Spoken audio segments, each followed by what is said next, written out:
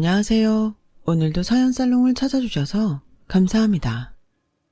저는 회사에 다니고 있는 평범한 30대 여자입니다. 제 남편과는 대학 때 소개팅으로 만나서 결혼까지 하게 되었네요. 현재 슬아의 6살 딸아이를 키우고 있어요. 남편과는 사이가 좋은 편이었어요. 하지만 다른 곳에 문제가 있었어요. 바로 남편의 여동생, 저에게는 아가씨가 되겠군요. 아가씨는 남편보다 6살 정도 어려요. 나이 차이가 꽤 있는 편이죠. 그래서 그런지 저와의 연애 때부터 아가씨를 무척 챙겼죠. 저희가 데이트를 할 때도 자주 껴서 놀곤 했어요. 저는 남편과 단둘이 있고 싶었는데 어울리고 싶어하는 아가씨가 처음에는 어려서 눈치가 없구나 하고 생각했지만 딱히 내색하지는 않았어요. 제가 남편을 많이 좋아해서 그의 가족들한테도 잘해주고 싶었거든요. 그 당시 아가씨는 고등학생이었어요. 결혼 전부터 항상 저를 언니라고 부르며 잘 따랐던 기억이 있어요. 언니, 저 이번에 시험 끝났는데 신발 하나 사주시면 안 돼요? 야, 무슨 신발이야. 너 엄마가 얼마 전에 사줬다며. 염치도 없어. 저번에도 그러더니. 아, 오빠는 왜 그래? 내 친구 오빠네 여친은 내 친구 선물도 막 사주고 그러거든? 나중에 내 남자친구한테나 가서 사달라 그래. 왜 내 여자친구한테 그래? 아니야, 괜찮아. 무슨 신발이 갖고 싶어? 내가 사줄게. 연희야, 그러지 마. 네가 그러니까 얘가 항상 너한테 뭐 사달라는 거잖아. 오빠는 가만히 좀 있어라. 언니도 괜찮다잖아. 언니, 자 이번에 새로 나온 나이키 신발 가지고 싶어요. 그거 우리 반 애들 다 신고 다녀요. 남편은 아가씨가 데이트에 끼는 걸 좋아하지 않았어요. 그런데 아가씨는 남편이 전화를 안 받으면 저한테 연락을 해서 우리가 있는 장소를 알아내서 그 자리에 꼭 오고야 말았어요.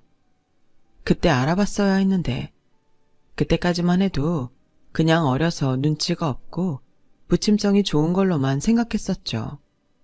저 어린 게 그렇게 큰 민폐덩어리가 될 줄은 몰랐어요.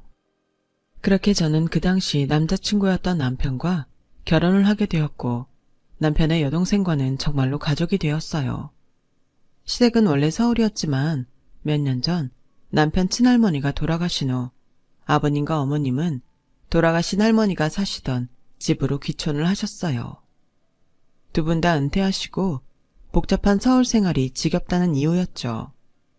아가씨는 그 당시 서울에서 일하며 월세로 살고 있어서 시부모님을 따라 내려가지 않았어요. 그러던 어느 날 퇴근을 하고 집으로 갔는데 집 안에는 웬 이민 가방이 현관에 놓여져 있었고 남편과 아가씨가 대화를 하고 있었어요. 언니 왔어요? 아가씨, 웬일이에요? 그리고 저 가방은 뭐죠? 저 오늘 잘렸어요. 언니, 돈도 없고 지금 사는 집에서도 월세 밀려서 보증금 다 까이고 쫓겨났거든요. 그래서요? 여기서 신세 좀 질게요. 괜찮죠, 언니? 아가씨, 이렇게 막무가내로 와서 이러는 건 아니지 않아요? 그리고 일 다녔으면서 월세는 왜 밀려요? 3개월만 신세 좀 줄게요. 딱 3개월이면 돼요. 그 안에 일 구해서 나갈 거니까 걱정 마세요. 그리고 언니하고 오빠 나가 있는 동안 유나는 제가 보면 그렇게 손해보는 장사도 아니지 않나요? 저는 좀 내키지가 않네요. 오늘은 자고 가는데 내일부터는 나가줬으면 좋겠어요. 제가 그렇게 말하고 방으로 들어가자 남편이 방으로 뒤따라 들어왔어요. 여보, 그러지 말고 이번만 좀 봐주라. 돈도 없어서 갈 곳도 없대. 오빠인 내가 챙겨야지. 어머님, 아버님 있는 곳으로 내려가면 되지. 그 시골에 무슨 일자리가 있겠어. 여기 있으면서 일 구하고 3개월 지나도 안 나가면 내가 내쫓을게.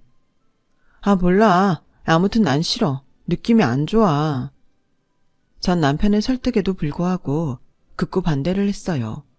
그러자 다음날 일하고 있는 중에 시어머니한테서 전화가 왔어요. 어머니, 어쩐 일이세요? 유나임이야. 유나임이 통해서 얘기는 얼추 들었단다. 나도 내려오라고 설득을 해봤는데 이 시골에는 죽어도 오기가 싫다는구나. 네가 너그럽게 좀 이해해주면 안 되겠니? 일 구하면 내가 보증금을 내서라도 내보내 주마. 어머니까지 이렇게 말씀하시니 무작정 안 된다고 내쫓을 수도 없는 노릇이었어요. 그래서 3개월만 참자 하는 생각으로 아가씨와 같이 살게 되었어요. 3개월만 같이 살자던 아가씨는 2년 동안 저희 집에서 기생하며 살았어요. 2년 동안 집에서 빈둥거리며 살은 20kg이나 찌웠죠. 정말 인간의 몸으로 계란을 한 번에 10개를 까먹는 게 머슬 매니아 출전하는 보디빌더 말고는 해당 사항이 없는 줄 알았는데 말이에요. 이거 말고도 스트레스 받는 게 한두 개가 아니에요. 생리대 쓴 거를 변기 위나 휴지통 위에 그대로 놓고 청소나 설거지는 당연히 안 하고요. 2년째 얹혀 살면서 생활비 주기는커녕 집안 살림을 거덜내고 있어요. 거기다 한술 더 떠서 남편은 아가씨에게 용돈도 챙겨주고 있었어요. 아가씨 용돈을 당신이 왜 줘? 아니, 오빠가 여동생 용돈 좀 줄 수 있는 거지. 당신 왜 그렇게 사람이 인색해? 퇴근하고 집에 왔는데 집안 꼴은 난장판이고 애는 과자로 밥을 때우고 있었어요. 아가씨는 또 베란다에서 담배를 피우고 있어서 아가씨한테 한마디 하려는 순간 누가 초인종을 눌렀어요. 누구세요? 나 윗집 사는 사람이에요. 아가씨가 피는 담배 연기가 또 윗집을 올라간 모양이었어요. 저는 현관문을 열어주었어요. 그랬더니 윗집 아주머니가 속사포처럼 저를 몰아붙이는 거 아니겠어요? 아니, 내가 베란다에서 담배 피지 말라고 몇 번을 얘기해요. 죄송합니다. 정말 여기서 올라오는 담배 연기 때문에 빨래를 넣을 수가 없어. 자꾸 이런 식으로 나올 거예요. 맨날 죄송하다는 말만 하면 다냐고. 주의하겠습니다. 정말 죄송해요. 아무튼 애기 엄마, 한 번만 더 이런 일 생기면 나도 가만 안 있어. 윗집 아주머니가 가신 후 저는 왜 내가 저지르지도 않은 일 때문에 굽신거리면서 사과를 해야 하나 하는 생각이 들었어요. 그리고 이어진 아가씨의 저 사람은 왜 별것도 아닌 일로 유난히해요? 하는 말 한마디가 저의 이성의 끈을 놓게 만들었어요. 아가씨, 너무한 거 아니에요? 애 교육하는 집인데 다 같이 살면서 윗집에 담배 냄새 풍기는 거 너무하다고 생각하지 않아요? 아, 언니 코는 개코예요. 베란다에서 피웠는데 그걸 또 어떻게 맡았대? 아가씨, 이 집에 올 때 유나 잘 돌보고 집안일도 한다고 하지 않았어요? 집에 있으면 애 밥을 챙겨줘야지 왜 과자로 끼니를 때우게 만들어요? 그리고 먹는 것도 좀 작작 먹어요. 안 그래도 물가가 올라서 힘든데 혼자 집에 있으면서 계란 한 판을 다 먹는 게 말이 돼요? 언니는 왜 치사하게 먹는 걸로 사람 면박을 해요? 아가씨는 어느새 울먹거리기 시작했어요. 제가 치사해요? 너무해요. 도가 지나친 건 아가씨예요. 아가씨, 베란다에서든 어디서든 집 안에서는 담배 피지 말라고 했잖아요. 유나도 있는데 나갔다 오는 게 그렇게 힘들어요? 베란다는 집 아니잖아요. 걱정 마세요. 유나한테까지 그 냄새 안 가요. 아, 베란다는 집이고요. 펴도 집 안으로 냄새 들어오잖아요. 그리고 저번에도 베란다에서 피다가 윗집 아줌마한테 한 소리 들었잖아요. 아, 알았어요, 알았어. 안 피면 되잖아요. 아가씨는 방으로 들어가더니 누군가와 통화를 하는 것 같았어요. 점점 목소리가 커지더니 울더라고요. 그리고 그 뒤에 바로 제 전화기가 울렸어요. 시어머니한테서 온 전화였어요. 얘, 너는 왜 그렇게 애를 구박하니? 어머니, 제가 언제 구박했다고 그러세요? 아이 있는 집안에서 담배 피는 아가씨가 더 너무한 거 아닌가요? 베란다에서 핀 게 안에서 피운 거니? 넌 별것도 아닌 걸로 호들갑이구나. 베란다에서 피워도 안으로 냄새 다 들어와요. 그리고 문제는 그 담배 연기가 윗집으로 올라가서 윗집 아주머니가 자꾸 내려오신단 말이에요. 그걸로 몇 번 싸웠고요. 아파트 살면 다 유난이니? 안 그래도 일목구에서 기죽어 있는 애가 불쌍하지도 않니? 어머니, 사람들 같이 살면 예의를 지키며 살아야죠. 그건 기본이에요. 유난이 아니라요. 그리고 아가씨 애를 못 구하는 게 아니라 아예 구할 생각이 없어 보여요, 어머니. 그리고 약속한 3개월 지나지 않았나요? 3개월 지나면 어머니가 보증금 내서라도 내보내신다고 하지 않으셨나요? 아가씨 온 뒤로 생활비가 너무 많이 들어요. 모아놓은 돈 다 썼다고 생활비는 보태지도 않고 저도 너무 힘들어요. 아이고, 너 참 야박하구나. 형제끼리 서로 도울 줄을 알아야지. 너 그렇게 마음 씀씀이가 팍팍해서 어떻게 사니? 마음 씀씀이가 팍팍하다고요? 아, 네. 전 쪼잔한 사람이라 이제부터는 아가씨하고 같이 못 살겠으니 이제 아가씨 어머니한테 다시 보낼게요. 그런 줄 아세요. 아우, 얘. 너는 또 말을 그렇게 하니? 그래, 알았다. 너 힘든 거 다 알지? 제가 강경하게 나가자 시어머니는 꼬리를 금방 내리셨어요. 저희 시어머니는 항상 이런 식이에요. 아가씨가 잘못한 건 생각 안 하시고 감싸고 돌다가 제가 강경하게 나가면 금세 온화해지셔서 제게 생활비에 보태라며 10만 원이나 20만 원 정도를 붙여주십니다. 그런데 그날은 정말 제가 아가씨를 내쫓을 것 같으니 50만 원을 송금해 주셨어요. 하지만 그 돈도 아가씨의 어마어마한 식비에 비하면 푼돈일 뿐이었어요. 마트에 장 보러 갈 때도 짐 들어준답시고 꼭 따라오는데 카트에 보면 아가씨 물건밖에 없어요. 돈이 한두 푼 더 들어가는 게 아니에요. 객식구 한 명이 무슨 3-4명분을 먹으니 제가 이 짓을 2년이나 참으니까 화병이나 돌아가시기 일보 직전이었어요. 남편도 많은 스트레스를 받고 있었어요. 일 끝나도 돌아와도 집안일을 해야 하니 몸도 마음도 지쳐만 갔어요. 친정엄마께 이런 사실을 이야기하니 친정어머니께서 아이를 봐주신다며 말씀하셨어요. 그리고 일도 그만둬라. 일 그만두면 대출금은 집 사느라 받은 대출이자 그이 혼자 내기 힘들어. 아가씨 때문에 생활비도 많이 나오는데 집안일도 바깥일도 내 몫이라면 회사를 그만둬. 집 대출금은 엄마가 갚아줄게. 엄마한테 이런 민폐 끼치고 싶지 않아. 어려울 때 도와줄 수 있는 건 부모밖에 없는 거야. 엄마, 고마워. 그날 저녁 남편한테 일을 그만뒀다고 말하니 남편은 정색하며 말했어요. 이렇게 다짜고짜 그만두면 어떡해? 그럼 대출 이자는? 나 혼자서는 힘든 거 알잖아. 대출금 엄마가 갚아주기로 했어. 이 집 살 때 엄마가 돈 보태주신 거 기억하지? 그렇게 되면 이 집 우리 엄마가 사준 거나 다름없어. 당신 그건 알아야 해. 아우, 당연히 알지. 장모님한테 조만간 근사한 저녁 식사 대접이나 해야겠네.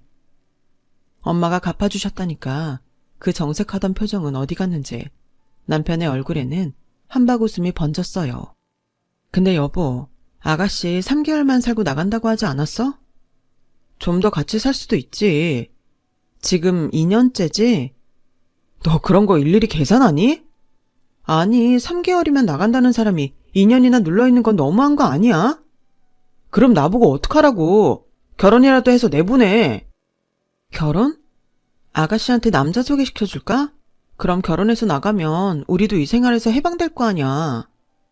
당신 내 동생 쫓아내고 싶은 거야? 아니, 아가씨도 결혼할 나이고 이제 슬슬 독립해야지. 하긴 벌써 나이가 30이 다 돼가니. 저는 그 다음날 퇴근하고 와서 아가씨에게 조심스레 어젯밤 남편과 한 이야기를 꺼내봤어요. 아가씨, 혹시 남자 소개 받을래요? 남자요?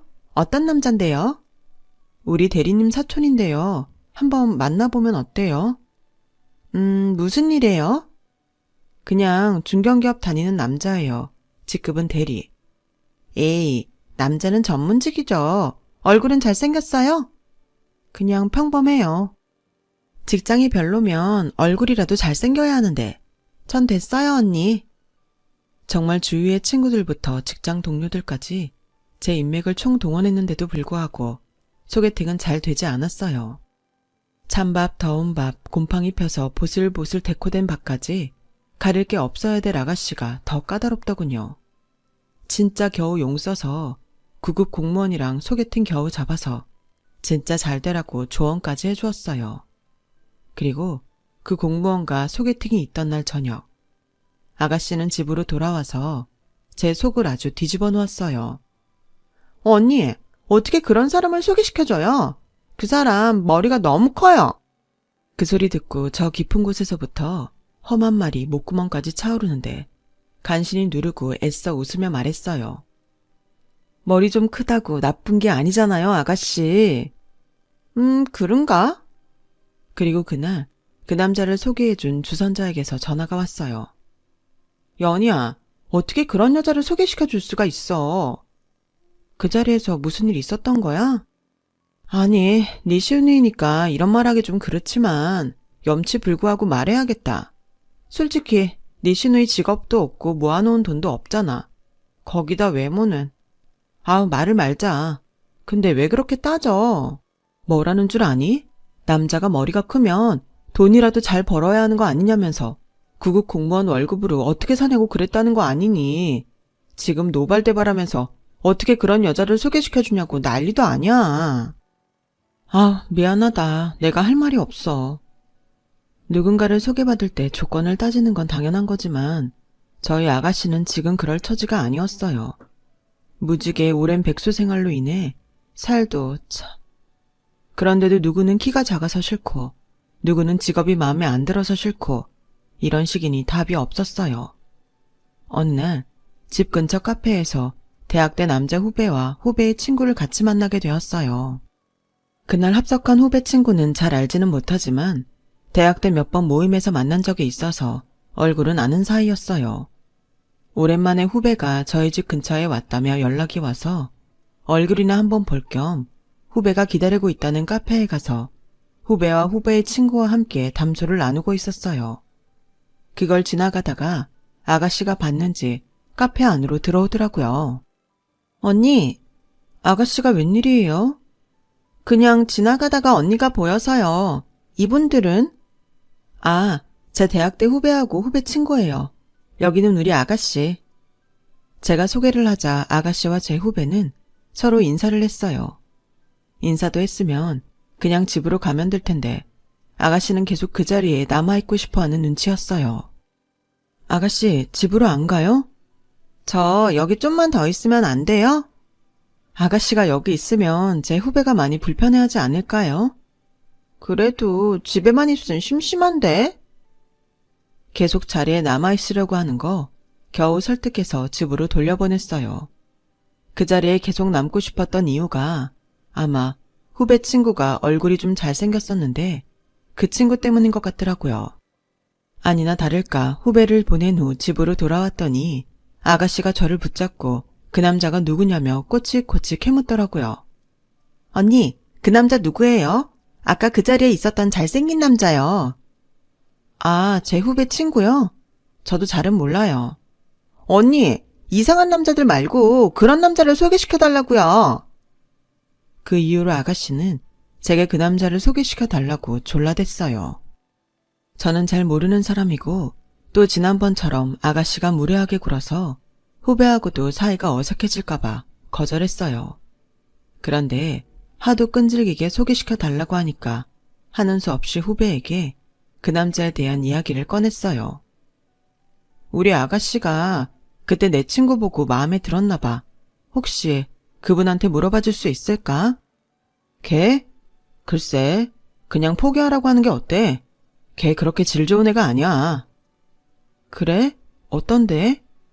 굳이 몇 가지를 얘기해보자면 걔가 일을 꾸준히 못해. 노는 걸 좋아해서. 그리고 주변에 여자도 많아. 아무튼 주변을 소개해주기엔 별로야. 그리 말해줘서 고마워. 우리 아가씨한테도 그렇게 말해야겠다. 아가씨한테 남자가 그렇게 좋은 남자는 아니라서 후배가 소개해주기 꺼린다. 다시 생각해보라고 말했더니 아가씨는 오히려 제게 이렇게 말했어요. 언니, 지금 질투하는 거예요? 제가 뭘 질투해요? 제가 잘생긴 남자랑 결혼하는 게 배 아파서 그러는 거죠? 소개도 안 받았는데 이미 아가씨 상상 속은 결혼식장에서 면사포를 두르고 있었어요. 제 후배 전화번호를 알려달라면서 자기가 직접 말하겠다고 했어요. 결국 포기하고 후배한테 말해서 그 남자를 아가씨한테 소개시켜 주었어요. 솔직히 아가씨가 차일 줄 알고 별 걱정 없이 소개시켜 준 거였는데 나중에 둘이 결혼한다고 집에 인사를 시킨다고 하는 거 아니겠어요? 일단 시부모님 만나기 전에 저와 남편과 함께 식사하는 자리를 마련했었어요. 저희 부부 둘 다 왜 저런 남자가 우리 아가씨를 만나나 하는 의심 어린 눈빛으로 그 남자를 볼 수밖에 없었어요. 잠시 화장실을 간 사이 우연히 그 남자가 누군가와 통화를 하는 것을 듣게 되었어요. 야, 완전 돼지가 따로 없다. 지는 쥐뿔도 없으면서 남자 외모는 엄청 따져요. 뭐 그래도 어떡하냐. 명품 몇 개 더 뜯어내려면 참고 만나야지. 그럼 그렇지. 괜히 우리 아가씨를 만나는 게 아니었어요. 그런데 저희 아가씨가 무슨 돈이 있어서 저 남자한테 명품을 사주나 하는 의구심이 들었어요. 설마 시어머니가 저 몰래 아가씨한테 따로 돈을 준 게 아닌가 하는 생각이 들더라고요. 그때는 참나 생활비나 좀 보태지 하고 말았어요. 어느 날 카드 명세서를 봤는데 카드값이 500이 넘게 나온 거 아니겠어요? 자세히 알아보니 지난 몇 달간 카드값이 적으면 400, 많으면 600 정도 나왔더라고요. 그동안 남편이 저 몰래 명세서를 버린 것 같아서 이제야 알게 되었어요. 저는 놀라서 남편한테 따졌어요.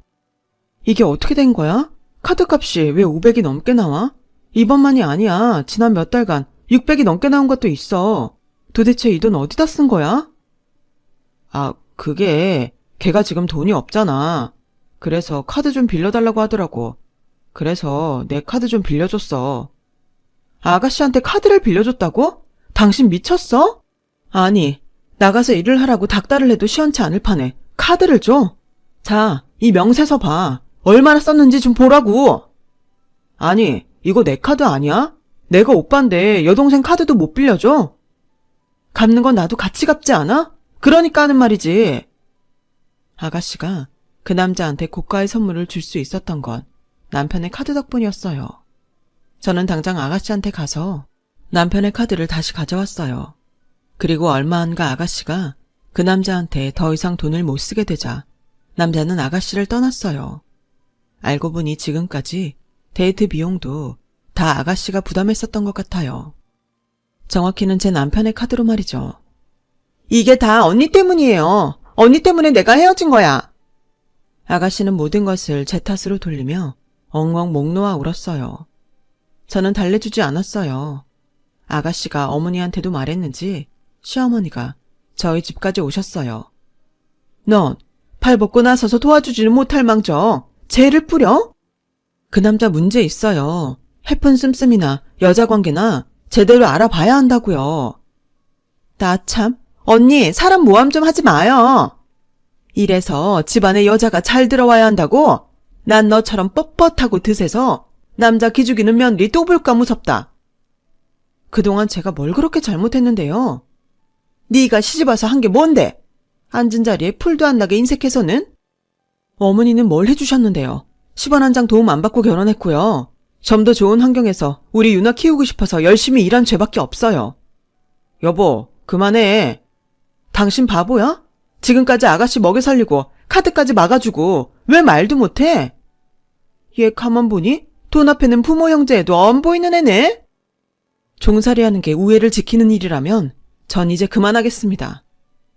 시어머니는 저희 집을 나서는 순간까지 아가씨 결혼이 잘못된 게 제 탓이라고 하셨고 저는 더 이상 상대하지 않았어요. 그리고 아가씨한테도 이제 집에서 나가달라고 말할 참이었어요. 그런데 아가씨가 그 남자하고 결혼하게 되었다는 소식을 전했어요. 어떻게 된 일인지 물었는데 그 남자가 자기가 잘못했다며 다시 와서 용서를 빌었다고 해요. 아가씨만큼 자기를 사랑해준 여자는 없다면서요. 아가씨가 결혼한다고? 결국엔 그 남자하고 하네. 아가씨가 무슨 돈이 있어서 결혼? 혼수할 돈도 없잖아. 사실 그 말은 걱정 반 진심 반이었어요. 아가씨와 이상한 남자와 결혼하지 않길 바라기도 했죠. 그런데 남편은 내가 대출 받아서 해줘야지. 뭐? 또 대출을 받아? 이 집 대출금도 엄마가 갚아준 거야. 잊었어? 아, 내 돈으로 내가 갚을 테니까 걱정하지 마. 제 만류에도 불구하고 아가씨는 결국 그 남자와 결혼하게 됐어요. 시어머니는 집탐보로 대출까지 받아서 아가씨 신혼집을 마련해 주셨어요. 하지만 얼마 안 가 이혼하게 되었어요.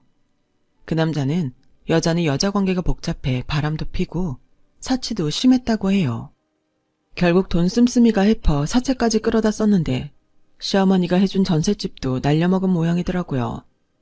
언니는 어떻게 그런 남자를 소개시켜줄 수 있어요?